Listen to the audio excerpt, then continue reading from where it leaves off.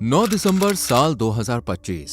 शकुंतला नाम की एक महिला अपने भाई के पास फोन करती है, लेकिन उसका नंबर स्विच ऑफ बताता है। इसके बाद वो अपनी भाभी का नंबर मिलाती है, पर उनका फोन भी बंद था। इस तरह शकुंतला को 3 दिन बीत जाते हैं, लेकिन ना तो भाई से बात होती है और ना ही भाभी से। जिसके बाद वो अपने भतीजे अम्बेश को फोन कर उससे कहती है कि वो उनकी बात करा दे, लेकिन अम्बेश को खुद नहीं पता था। तो कहाँ गए शकुंतला के भाई भाभी? क्या है इस पूरे केस की सच्चाई? आइए डिटेल में बताते हैं।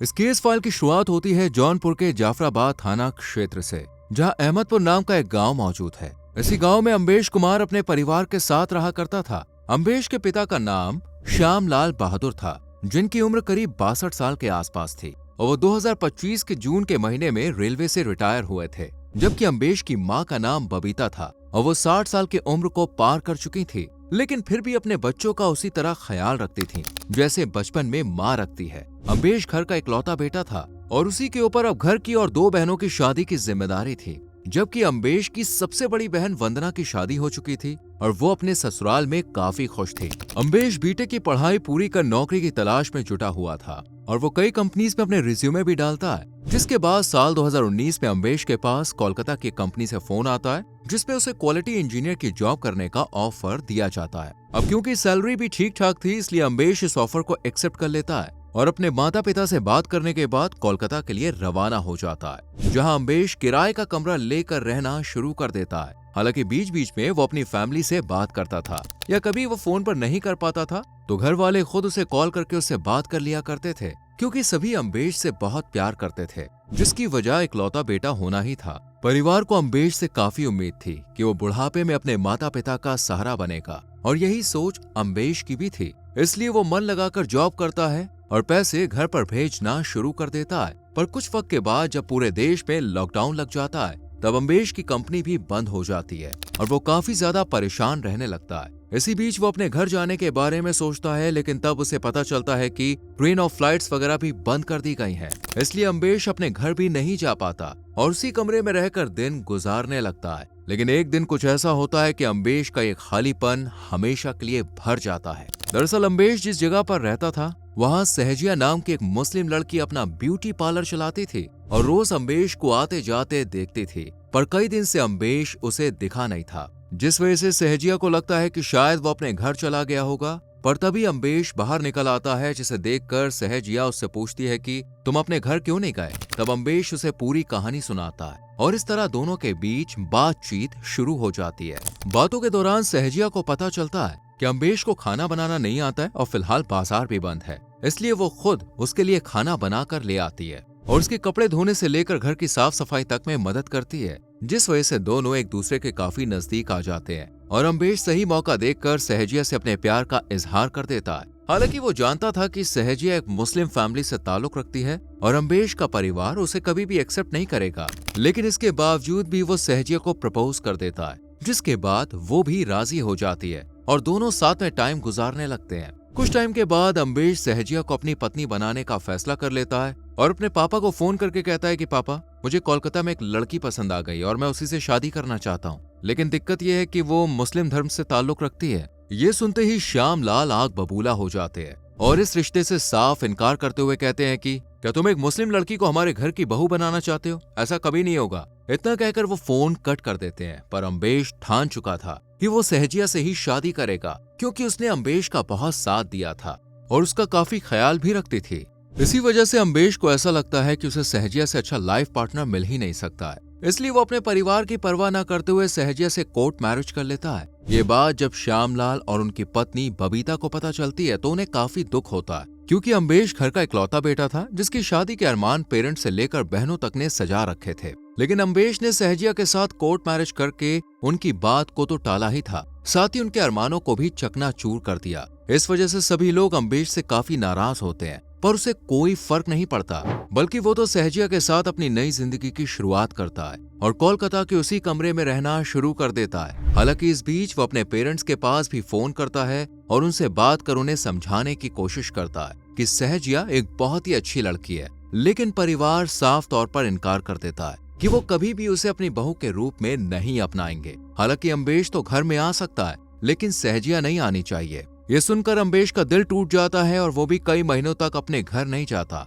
इसी तरह करीब 2 साल गुजर जाते हैं और अम्बेश 2 बच्चों का पिता भी बन जाता है। पहले सहजिया एक बेटी को जन्म देती है और फिर एक बेटे को, जो फिलहाल 10 महीने का है, जबकि अम्बेश की बेटी 5 साल की हो चुकी है। अब अम्बेश फिर से अपने पेरेंट्स को फोन करता है। उसे लग रहा था कि अब इतना वक्त बीत गया है तो फैमिली भी सहजिया को एक्सेप्ट कर चुकी होगी, लेकिन उसका अंदाजा बिल्कुल गलत था। अम्बेश का परिवार अब भी उससे नाराज था। पिता श्यामलाल अपने बेटे से कहते हैं कि अब तो तुम मुसलमान बन गए होगे, उस लड़की ने तुम्हें मीट खाना भी सिखा दिया होगा और तुमने नमाज पढ़नी शुरू कर दी या नहीं। तब अम्बेश जवाब देते हुए कहता है कि नहीं, सहजिया अब हमारी तरह पूजा पाठ करती है, उसने अपना धर्म भी छोड़ दिया है और हिंदू रीति रिवाजों को वो फॉलो करती है, और उसने कभी भी मुझे मुसलमान बनने के लिए नहीं कहा, बल्कि खुद को ही हिंदू धर्म में कन्वर्ट कर लिया है, जिस वजह से वो अब मुस्लिम नहीं रही। पर परिवार को अम्बेश की बात पर यकीन नहीं होता और उसे वो 30 जून को जौनपुर आने के लिए कहते हैं, क्योंकि इस दिन रेलवे से श्यामलाल रिटायर हो रहे थे। अब क्योंकि फैमिली ने अब तक सहजिया को नहीं अपनाया था,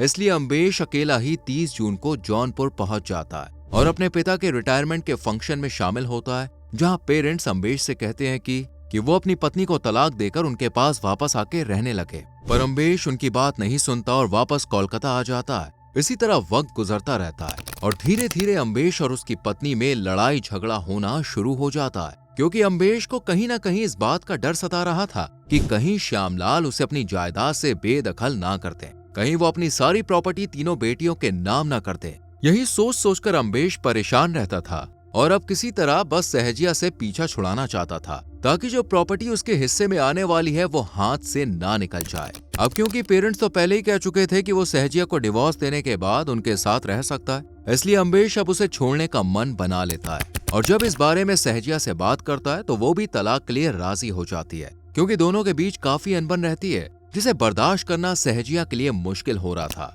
इसलिए वो तलाक के लिए हामी भर लेती है, लेकिन अपने दोनों बच्चों का खर्च उठाने के लिए अम्बेश से 10 लाख रुपए मेंटेनेंस के तौर पर मांगती है। पर अम्बेश के पास इतने पैसे नहीं थे, इसलिए वो सितंबर 2025 में जौनपुर जाता है और अपने परिवार को सहजिया की शर्त के बारे में बताने लगता है। अम्बेश उनसे कहता है कि सहजिया मुझे डिवोर्स देने के लिए रेडी है, लेकिन वो बच्चों का खर्च उठाने के लिए उससे 10 लाख रुपए मांग रही है, पर मेरे पास इतने पैसे नहीं है, इसलिए आप मेरी मदद कर दीजिए और मुझे 10 लाख रुपए दे दीजिए। लेकिन श्यामलाल साफ मना कर देते हैं और अम्बेश से कहते हैं कि उसने अपनी मर्जी से शादी की थी, जबकि उन्होंने तो मना किया था। लेकिन फिर भी अम्बेश ने परिवार की एक बात नहीं सुनी, इसलिए अब वो भी उसकी मदद नहीं कर सकते हैं। अम्बेश जैसे चाहे वैसे पैसों का इंतजाम कर ले।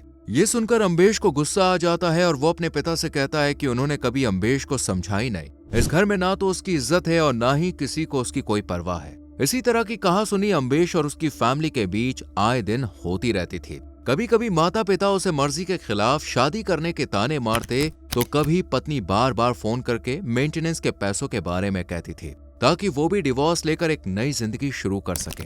दोनों तरफ से प्रेशर बढ़ने की वजह से अम्बेश बहुत ज्यादा परेशान हो गया था। उसे समझ में नहीं आ रहा था कि पैसों का इंतजाम वो कैसे करे। तभी उसे अपनी माँ का ख्याल आता है, जो अम्बेश से बहुत प्यार करती थी, और अम्बेश को उम्मीद थी कि वो पिता से छुपकर उसकी मदद जरूर करेंगी। इसलिए वो 8 दिसंबर को शाम के करीब 7 बजे के आसपास अपनी माँ से बात करने का फैसला करता है और उनके पास जाकर उनसे पैसे देने के लिए कहता है, लेकिन वो भी साफ इनकार कर देती है, क्योंकि अम्बेश ने जो किया वो गलत था। इसलिए माँ भी अम्बेश को पैसे देने से मना कर देती है। ये देखकर उसे गुस्सा आ जाता है और वो दावा करते हुए कहता है कि ये घर उसे नानी ने निवासा में दिया है और इस पर उसी का हक है। वो जब चाहे बबीता और श्यामलाल को घर से निकाल सकता है। बेटे की बात सुनकर बबीता को भी गुस्सा आ जाता है और दोनों माँ बेटे के बीच विवाद बढ़ने लगता है। बबीता अम्बेश से कहती है कि वो तुरंत ही उनके घर से निकल जाए और उसे धक्का दे देती है, जिस वजह से अम्बेश अपना आपा खो बैठता है और तुरंत ही किचन में जाकर लोहे के खलबट्टे की रॉड उठाकर ले आता है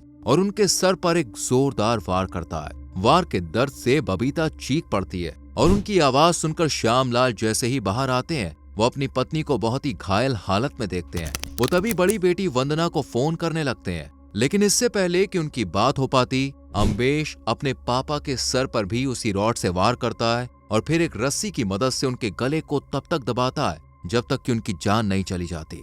इसके बाद वो आराम से बैठकर पहले दोनों को चेक करता है कि कहीं दोनों जिंदा तो नहीं है। लेकिन बबीता और श्यामलाल इस दुनिया से विदा हो चुके थे।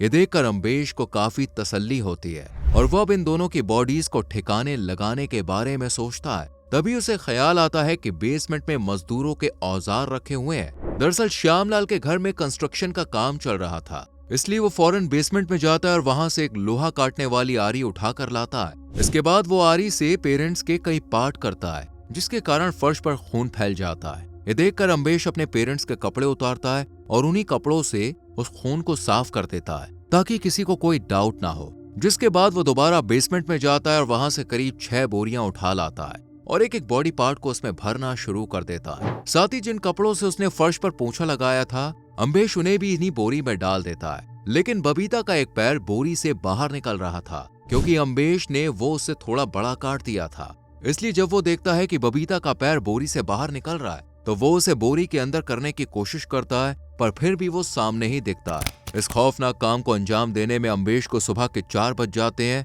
और पूरे एरिया में उस वक्त सन्नाटा होता है। यह देखकर अम्बेश बेसमेंट में जाता है और वहां से अपनी कार को बाहर निकालता है, जो उसे श्यामलाल ने तोहफे में दी थी, और आज वही कार उनकी बॉडी को ठिकाने लगाने में काम आने वाली थी। खैर, अम्बेश अब उन 6 बोरियों को एक एक करके कार की डिग्गी में रखता है और यहाँ से करीब 8 किलोमीटर का सफर तय करके गोमती नदी के पास पहुंच जाता है और उसमें 5 बोरियों को फेंक देता है, क्योंकि उसमें से शरीर का कोई भी हिस्सा बाहर नहीं निकल रहा था। जबकि एक बोरी से बबीता का पैर साफ दिख रहा था, जो किसी को भी मिल सकता था। इसलिए अम्बेश उसे यहाँ नहीं फेंकता, बल्कि जलालपुर जाता है और वहाँ साई नदी में उस बोरी को डाल देता है। इस काम को करने के बाद अम्बेश को ऐसा लग रहा था जैसे मानो उससे बहुत बड़ा पाप हो गया है, जिसका पश्चाताप करने के लिए वो वाराणसी जाने का फैसला करता है, ताकि वहाँ गंगा स्नान करके अपने पापों को धो सके।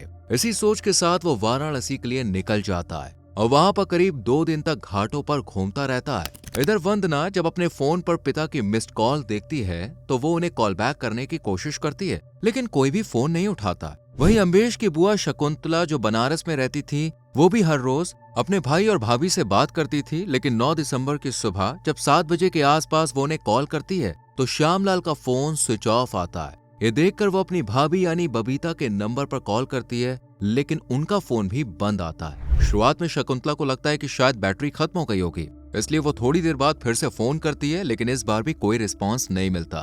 इसी तरह 10 दिसंबर का दिन आ जाता है और शकुंतला फिर से नंबर ट्राई करती है, लेकिन दोनों के ही फोन स्विच ऑफ थे। ये देखकर वो 12 दिसंबर को अम्बेश के पास फोन करती है और उससे कहती है कि वो 3 दिन से भैया और भाभी को फोन कर रही है, लेकिन उनसे बात नहीं हो पा रही है, इसलिए अम्बेश उनकी बात करा दे। पर वो यहाँ वहाँ की बातें बनाकर फोन काट देता है। जिसके बाद वंदना भी अपने पेरेंट्स को फोन करती है, लेकिन जब उनका फोन स्विच ऑफ बताता है, तो वो अम्बेश को कॉल करके उससे कहती है कि मम्मी पापा का नंबर अब भी बंद आ रहा है, जरा मेरी बात करा दो। ये सुनकर अम्बेश उसे जवाब देते हुए कहता है कि वो दोनों नाराज होकर घर से चले गए और अब अम्बेश उन्हें ढूंढ रहा है। साथ ही वो अपनी बहन से हेल्प भी मांगता है, लेकिन अभी 2-3 घंटे ही बीते थे कि अचानक अम्बेश का नंबर भी बंद हो जाता है। ये देखकर वंदना बहुत ज्यादा घबरा जाती है और 13 दिसंबर को जाफराबाद थाने में माँ बाप और अपने भाई अम्बेश की गुमशुदगी की रिपोर्ट दर्ज करा देती है। जिसके बाद पुलिस 15 दिसंबर को अम्बेश की फोन लोकेशन से उसका पता लगा लेती है और उसे वाराणसी से जौनपुर ले आती है। साथ ही जब वो उससे पूछती है कि उसके पेरेंट्स कहाँ हैं, तो वो अपना बयान बदलने लगता है, जिस वजह से पुलिस को उस पर डाउट हो जाता है। और जब वो सख्ती से अम्बेश से पूछताछ करते हैं, तो वो अपना गुनाह कबूल कर लेता है कि हाँ, उसी ने अपने पेरेंट्स को मारा है और उनकी बॉडीज को गोमती और साई नदी में फेंका। ये जानने के बाद पुलिस गोमती नदी में तलाश अभियान शुरू करती है। तब उन्हें खोजबीन के दौरान 16 दिसंबर को बेलाव घाट से कुछ दूरी पर एक बोरी मिलती है, जिसमें श्याम बहादुर के शरीर के कमर से घुटने तक का हिस्सा था, जबकि बाकी बोरी की तलाश की जा रही है। आपको बता दें, फिलहाल अम्बेश पुलिस की हिरासत में और उस पर कार्रवाई की जा रही है। आपके हिसाब से ऐसे बच्चे को क्या सजा दी जानी चाहिए जिसने उसको जन्म देने वाले पेरेंट्स को ही इस दुनिया से रुखसत कर दिया? अपनी राय कमेंट सेक्शन में जरूर दें। वीडियो को लाइक और शेयर करें और चैनल को सब्सक्राइब करके बेल आइकॉन को प्रेस करें, जिससे आने वाली केस फाइल्स आपसे मिस ना हो।